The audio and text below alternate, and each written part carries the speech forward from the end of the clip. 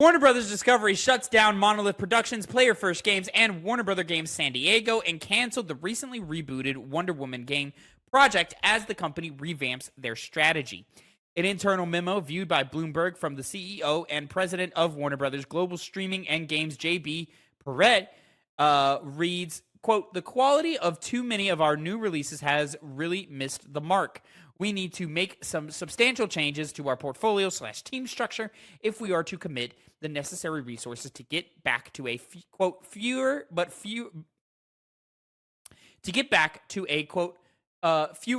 bigger franchises strategy," end quote. Warner Brothers has recently announced the delisting and shutting down of the platform fighter Multiverses and ceased support for failed live service title, which is Suicide Squad Killed the Justice League. Bloomberg's Jason Schreier previously held interviews with current and former Warner Brothers employees who indicated the nearly 10-year tenure of previous video game division head David Haddad and his unfocused direction for the department was the primary source for the company's current predicament. Haddad apparently prioritized games centered around existing Warner Brothers IPs as opposed to original IPs like the previously planned Monolith title that built upon Shadow of Mordor's Nemesis system, prompting the exodus of leadership from the company. Schreier elaborated on the root causes of the closures on the Kinda Funny Games cast, saying, quote, "Last year, Suicide Squad was a humongous flop. They wrote off $200 million because of that. Multiverses and Quidditch Champions also both flopped, wrote off for another $100 million because of that. Last year was so bad that that is essentially what led to Warner Brothers ousting Haddad, and then everything that has just happened."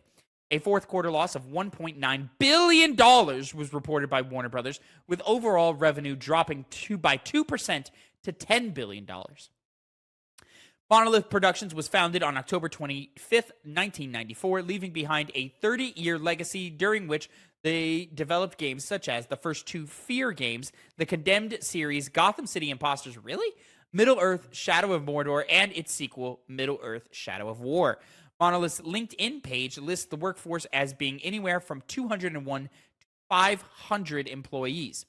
Player First Games, founded in 2019, released Multiverse's open beta in early access in July of 2022 until it was suddenly pulled from stores. Before re-releasing the full game on May 8th, 2024, the game will have barely survived a year as it will be shut down on May 30th, with their LinkedIn displaying a workforce of 11 to 50 employees. It's also worth noting Player First Games was acquired by WB Games last year. Yep. Warner Brothers had recently acquired the studio in July. Oh, you said that right there. I'm sorry. Warner Brothers had recently acquired the studio in July of 2024. Similarly, founded in 2019, Warner Brothers Games San Diego had yet to release a game of their own, which their LinkedIn section section declared their, quote, "strive to make an impact on the future of AAA free-to-play games." Studio employed around 50 to 200 staff. Whew! There's a lot. There's a lot to talk about. There's a lot to say. I don't even know where to begin. So, Connor, I'm going to go to you. Which section of this do you want to even start to tackle? Well, we can kind of integrate this later into the third topic we'll be covering today. But effectively, and I did listen to the Kinda Funny Games cast interview with Jason Schreier. Some required reading over there. Yeah. There's a really great interview with I guess you could say, conversation with Jason Schreier. He's got a lot of in-depth knowledge about the history of WB Games and where it's at and where it's been for the last decade. A lot of the stuff we get hearing about what employees are saying come from him, and a lot of that focus was on Haddad. These past 10 years he's been in the company, he really just kind of ran it to the ground, being a typical CEO. Again, I'm kind of paraphrasing what Jason Schreier said in depth on Kinda Funny. And clearly it's just management made mistakes. And when it came time to pay up, it was the developers that had to pay the cost. And, it seems like they're going in a better direction now, but it's very soft comfort, especially when it comes to getting rid of a very storied developer like Monolith Studios. Yeah, well, had quality. The Shadow of Mordor games were received fairly well. Of course, Shadow of War had a lot of issues because of the microtransactions in that game going on, which they later took out. Yeah. And of course, their legacy before Shadow of War, the first 2 Fear games are very well received. We are fans of the cult classic Gotham City Imposters. Made that game rest in peace. Very funny. Yeah. Very fun. And Condemned also. Condemned, we don't know much. It's more of the sleeper hit Yeah. when it came out, but it was very, very well regarded. Exactly. So, this just, to me, sends off alarm bells and red flags, and it just says to me nobody is safe. Now you got to start looking around at WB Games. What's left over there? It's not a lot. Rocksteady facing major layoffs in the last year. You got to look at, and really the only successful studio right now, again, due to management and calls made by executives, not by the actual teams. But the only successful studio right now seems to be NetherRealms. But, also owned by WB. A sinking ship drowns us all, you know? So it's only a matter of time before we got to start looking at NetherRealms and worrying about the safety of that team and if they can continue to output at the level and at the rate that they've been outputting. Mortal Kombat 1 coming out last year? Year before. Last year. Because it came out the same year as Street Fighter. But it was going up against Tekken, I thought, and in the Game Awards. I think No, this came out with a lot of stuff. No, because Game Awards was Street Fighter's Fight to Lose. Mortal Kombat 1 was with Tekken. Tekken ran the gambit on fighting game categories. 2023, yeah. Yeah, Mortal Kombat 1 came out with Street Fighter. Same year. Oh, okay, yeah. Where was I? Anyways, so yeah, it's a real big risk on what we're going to get out of NetherRealms. The cancellation of a Wonder Woman game. That means DC properties have not put out a successful game since Batman Arkham Knight. That was 2025. And we're probably... I'm sorry, that was 2015. So that's 10 years ago since we've had a good DC game. No Superman, no good Batman entry, Wonder Woman development hell, and now canceled. Well, that's what Jason Schreier focuses on, about how Haddad came in when Arkham Knight was coming out, and they were in a great position. Yep. And he just ran it to the ground because of his indecisiveness and typical CEO behavior, as has been described. Because once again, Schreier has just talked to the people who had personal experiences with him. And it seems like the executives at Warner Bros. Also were kind of tired of him and his lack of deciding on things. So, for example, the focus on existing IPs, like Batman, which is what they're doing now, that's kind of what his mindset was at the time when Monolith was doing their own thing, playing around with that really interesting Nemesis system. And rather than allowing that to flourish, and it's clearly what players wanted. With an original IP. With an original IP centered around it. And they still tried to do that with the Wonder Woman game they were handled, but even that got shuttered in favor of the traditional action-adventure style gameplay, which frankly, at this point, has probably a lesser chance of success than going with something more new and unique. Who wants that? Exactly. And that's kind of the issue, where when guys... even prime time IPs and superheroes like Spider-Man start facing fatigue from that type of game with Spider-Man 2. Now, granted, Spider-Man 2 still sold exceptionally well, and still, critically received very well, right? But there is a percentage of the fan base that goes, "There's nothing new here," and is disappointed in that fact. Wonder Woman, who has never had a clear depiction and never had a strong interpretation outside of comic books.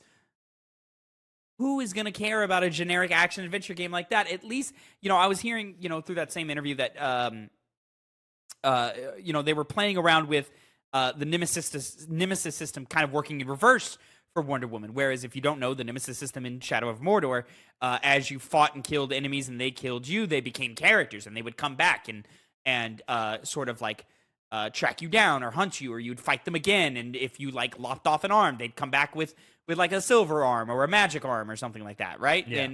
And they'd be like, "Oh, you bastard, I'm going to get you this time." Or if they killed you, they'd be like, "Ha ha, you think this is going to go any differently than last time, swine?" And then, they would get stronger. Yeah, they would get stronger and so forth. And there was a hierarchy between them. And if they killed you, they would rise in that hierarchy and so forth like that. The word is that they were working on something in reverse, where like you would make friends in Wonder Woman, and depending on how you helped them, they would get better or stronger, or they come back and remember what you did before. Which is extremely cool with that system because it feeds into the idea of what a superhero is. It's not just beating up the bad guys. Yep. It's turning people onto your side. And you can make many interesting things with it. And because some dumb dipshit CEO decided, no, we have to make money, and doesn't even know that that can also be tied up in what the game creators make because they know how to make games, rely on them. Don't rely on your knowledge, which clearly wasn't sufficient at all.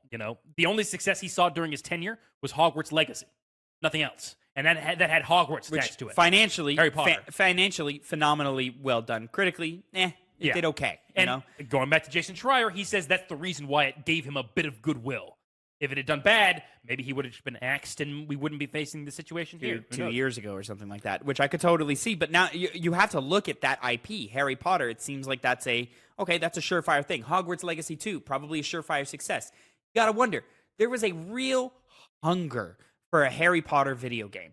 And to the point to where Hogwarts Legacy success was not due to the quality of the game, but due to the ravenous of the fan base, right? Yes. And how badly they wanted to play a Harry Potter anything, right? They wanted to be a wizard running around Hogwarts and all those things.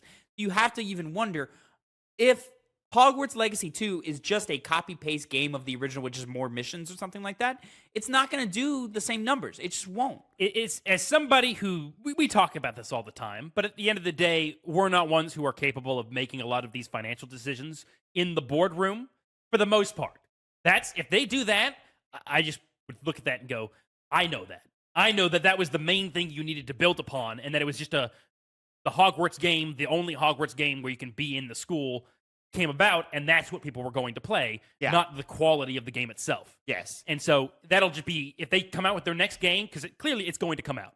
That is at this rate, it's probably going to be their next game, which is sad because of how long games take to develop, and it's just because they've canceled. I think NetherRealm's probably got something coming soon. I think they're just going to be using the cash cow of Mortal Kombat 1 for a little bit. We just did Mortal Kombat. You don't think they're going to do something new? Whether it be another Injustice or... Yeah. Well, that, I guess, would feed into the idea of them wanting to do more with their big IPs. It's DC Universe as a whole. Yeah. That'd be in line with their mission statement. We'll see. That's it's not a good thing when you're entirely hinging your support and your company's future or financial stability on a studio that just released a game. Especially with not that good of an idea. Especially with all of the sort of tumultuous releases that we've seen on DC properties front, and we're going to focus on that because that's where the majority of the game releases have been in the last couple of years. I'm going to say right now, the next Harry Potter game also won't do well, whether it comes from Avalanche or whether it comes from somebody else. No? I don't think it will. Because unless they severely upgrade what Hogwarts Legacy was, there's no way. But it seems like Hogwarts Legacy has a lot to build upon to make it better. They do, yeah. They could put in a, gameplay loop that isn't from 2003. Yeah.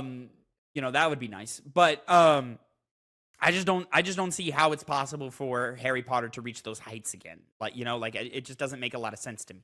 So now you look at DC and its portfolio.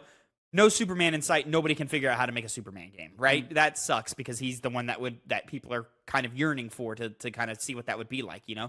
There was Unreal Engine 4 footage recently that of a Superman tech demo of him flying through the sky and seeing how fast the world could load and so forth, and that got a Superman fan base kind of talking about it and going, man, we'd really like something like this, but nothing. There's been multiple leaked Batman games of different statures and so forth, of one where you're supposed to play as Damian Wayne and one where a Batman shadow focused game or something like that. There's just been a bunch of Batman leaked games and so forth.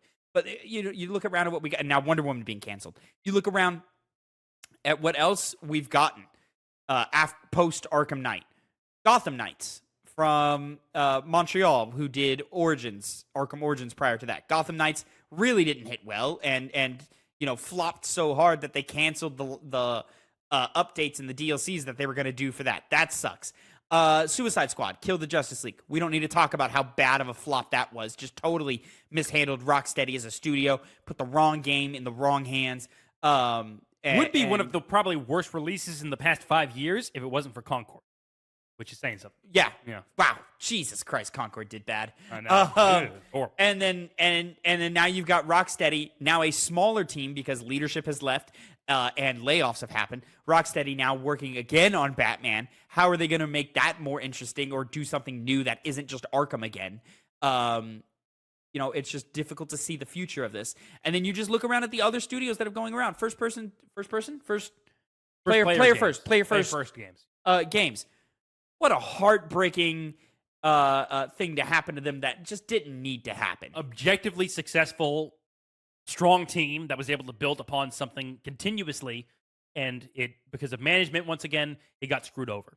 I'll go back to that goddamn scumbag, Jason Schreier, and quote him again. He was talking about how JB Perrette seems to have a greater handle on what makes a game good and is realistic about what game development entails. So I can only hope his leadership is going to lead to the least amount of headaches for the developers, because they need a break over there. Yes, Warner Bros. And Monolith, again, it's one of the that's a key game in my childhood. I remember it was, even if I didn't play a game, I always remembered Monolith. It was one of the first game companies I recognized, and to see it just go away, it's just like Game Informer. I want to say it's heartbreaking, but I've had my heart broken too many times in the last couple of years because of this same reason. So now it's just continuously frustrating and infuriating that we just keep having to deal with the same thing, and we keep getting these bullshit ass press releases about, oh, it's not the teams, everybody hire the teams. I mean, their game sucked for reasons. Who knows why their game sucked? Nobody can pin the tail on the donkey on why a fucking game was bad from this very talented studio. I don't know. I at this rate, like, did I even say, I said it last week, right? Where I had the conversation about, who did we talk about shutting down last week? And see how fast it happens that I can't even remember when it happens and so forth. It was very similar to Player First Games. I keep mixing it up. Yeah. Just look at what we did. I can go to Substack. And what we did last week and so forth. But like, there's no other industry in the world that acts this way. No other entertainment medium that acts this way. Whether it's movies, whether it's books, whether it's television, even the music industry doesn't operate this way, where they punish their big players as much as the video game industry does. And it's just so fucking infuriating that every other week we got to come in here with a studio of another 100 people laid off, another talented studio gone, another IP shelved, another, this time, game mechanic that was truly revolutionary. You'll never see it again. It'll never come back. And so if you don't play Shadow of Mordor, you'll never know how ingenious that system was. And it's impossible. I don't see how it would possibly be possible for those things to come back. And then you look at just WB Games in its entirety. A lot of these studios have now based their entire lineage in IP. NetherRealms, you think of Mortal Kombat. Rocksteady, you think of Batman.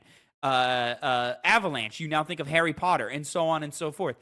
It's been rumored for years that WB has been looking to sell off its games division forever. Yes. Right?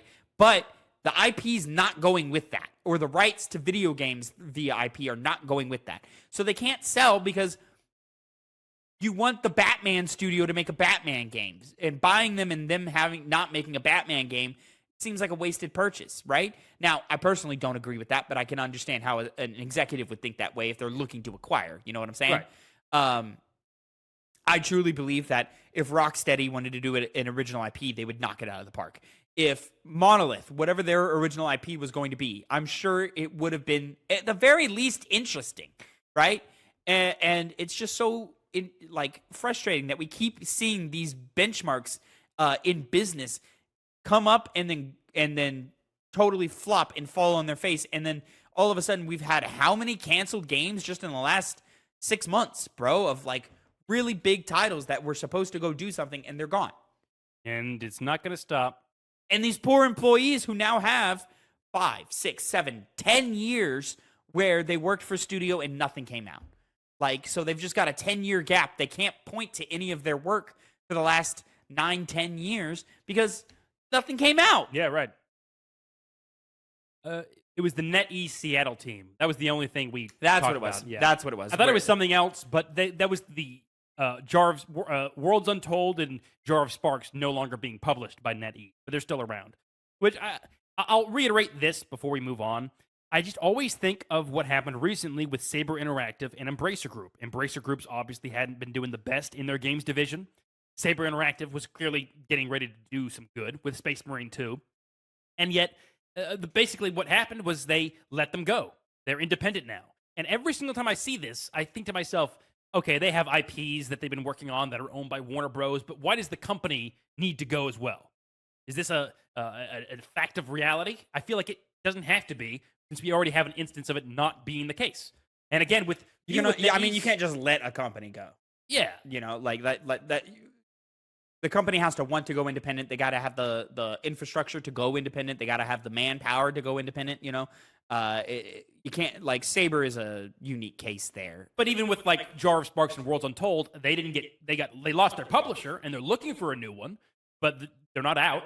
If Monolith has a team of people that know how to make good games, and so if they at least had the opportunity to be bought out by somebody, someone might have taken it, especially if it would have been at a cheaper deal than they otherwise would have gotten. I mean, we've been talking for the last couple of weeks now. There's just no money. Like, I don't think anybody's looking. I mean, next story flies in the face of this statement, but I don't think there's anybody really looking to acquire studios outside of previously built relationships. You know what I'm saying? So, that being the case, Monolith has not only name brand, but they've worked with people before.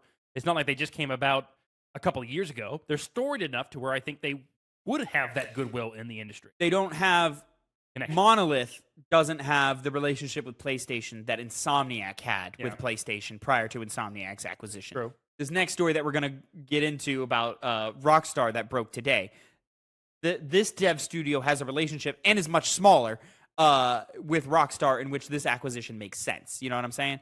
And Xbox, I would wager, is done acquiring random studios for a little while now, because clearly that they got way too big for their own britches there in that case.